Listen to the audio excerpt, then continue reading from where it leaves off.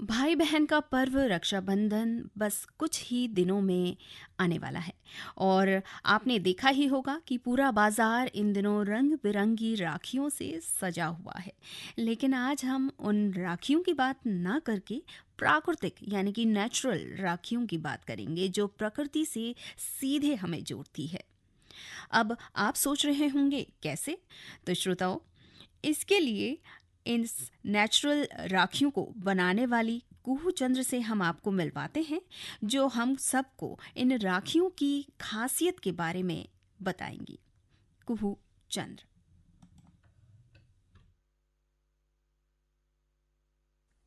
इसकी विशेषता ये है कि इसमें जो फूलों को प्रिजर्व किया गया है वो सारे फूल हमारी देहरादून वैली से ही लिए गए हैं, जो आपको चलते फिरते नजर आएंगे अलग अलग सीजन्स में। ये उन्हीं फूलों को लेके ड्राई करके और राखियों में प्रिजर्व करके बनाया गया है, जो कि खराब नहीं होंगे। तो इन्हें आप एज अ मेमोरी, देहरादून की मेमोरी लेके अपने भाई को बांध सकते हैं, उस मेमोरी को चेरिश कर सकते हैं। जी, कौन कौन से फ्लावर्स है जो आपने इकट्ठे करे हैं देहरादून से खास करके? देहरादून के अभी एक फ्लावर है प्राइड ऑफ इंडिया करके, जिसको जरूर भी बोलते हैं। ये समर सीजन में आपको रोड्स पे दिखाई देगा, पर्पल कलर का फ्लावर होता है, बड़े बड़े फूल होते हैं इसके। जी। तो एक ये फ्लावर है, उसके पेटल्स को मैंने इस्तेमाल किया है। और इससे पहले सरसों, यहाँ पे सरसों काफी उगाई जाती है खेतों में, तो वो सरसों को इस्तेमाल किया गया है, काफी शुभ भी मानी जाती है। तो एक ये भी फ्लावर हो गया। और भी इस तरह के अलग अलग फ्लावर्स हैं जो यहाँ पे जंगली भी उगते हैं।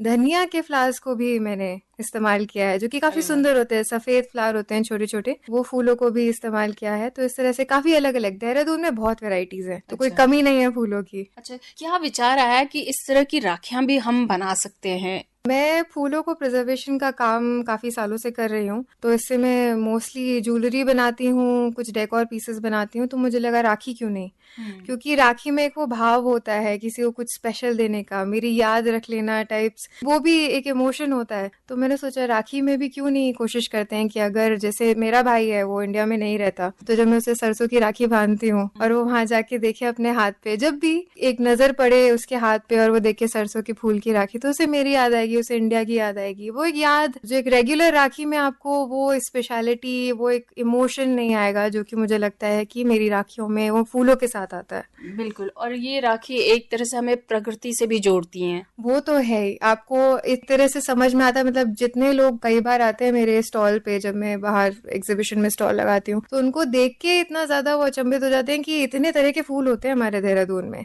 मैंने कुछ मेरे ख्याल में 200-250 फूलों को देखा है, प्रिजर्व करा है अलग अलग सीजन से।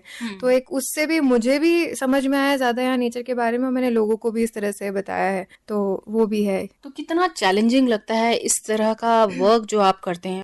एक फूल को प्रिजर्व करने में लगभग 1 साल का समय लग जाता है। अच्छा। जिस सीजन में उग रहे हैं उसमें उनको उठाने से ड्राई करने में 3 से 6 महीने का समय, उसके बाद में उनको प्रिजर्व करने का जो एक प्रोसेस होता है जिसे रेजिन में किया जाता है, तो रेजिन में प्रिजर्व करके फिर उसको फिनिशिंग देने से लेकर लगभग 1 साल का समय लग जाता है। तो काफी समय लगता है, एनर्जी लगता है, वो चीजें थोड़ी डिफिकल्ट रहती हैं, बट मजा खूब आता है। तो आप अकेले ही इस काम को करते हैं? अभी तो मैं अकेले कर रही हूँ, मैं ढूंढ रही हूँ कि मुझे कोई मिल जाए मेरा साथ देने के लिए मेरे स्टूडियो में, बट अभी तक मैं अकेले ही कर रही हूँ। पहले भी आपने राखी बनाई थी लास्ट ईयर, तो क्या कुछ रहा उसका रिस्पॉन्स? लास्ट ईयर जो मैंने राखीज बनाई थी वो भी इसी तरह के फूलों से थी, तो उनका रिस्पांस काफी अच्छा लगा। काफी अलग अलग देशों में भी लोगों ने अपनी राखियां भेजी हैं। अभी नेदरलैंड्स में गई थी, कनाडा में गई थी, ऑस्ट्रेलिया में गई थी, तो उनको कुछ अलग लगता है। उनको भी जब भेजते समय लगता है ना कि हम ये यहाँ की फूलों की राखी भेजेंगे तो मेरे भाई को भी हमारी याद आएगी, इंडिया याद आएगा,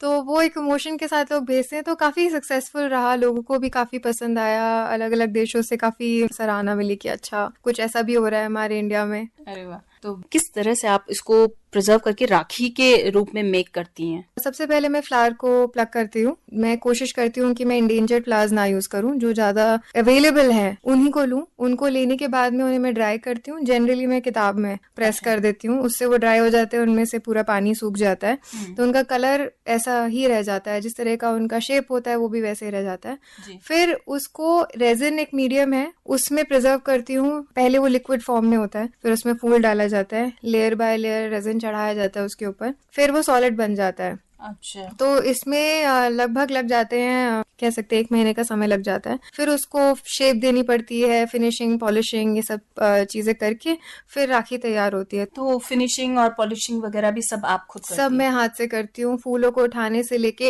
एक-एक प्रोसेस मैं अपने स्टूडियो में खुद से करती हूँ। कोई भी प्रोसेस में कोई भी ऐसे मशीन मेड नहीं है एक्सेप्ट फॉर मेरे हाथ के टूल्स, वो भी मैकेनिकल ही है।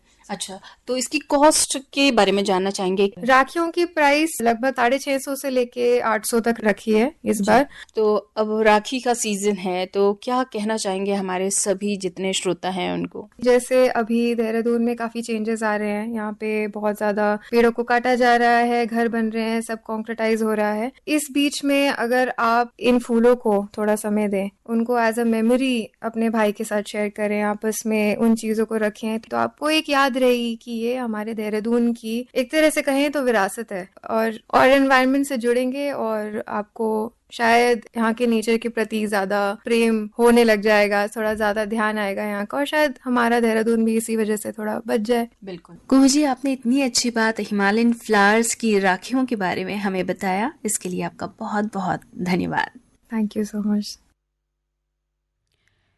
तो उम्मीद है श्रोताओं आपको हिमालयन फूलों से बनी इन राखियों के बारे में जानकर काफ़ी खुशी होगी। बढ़ते हैं कार्यक्रम के अगले गीत की ओर, जो है शम्मी कपूर की फिल्म का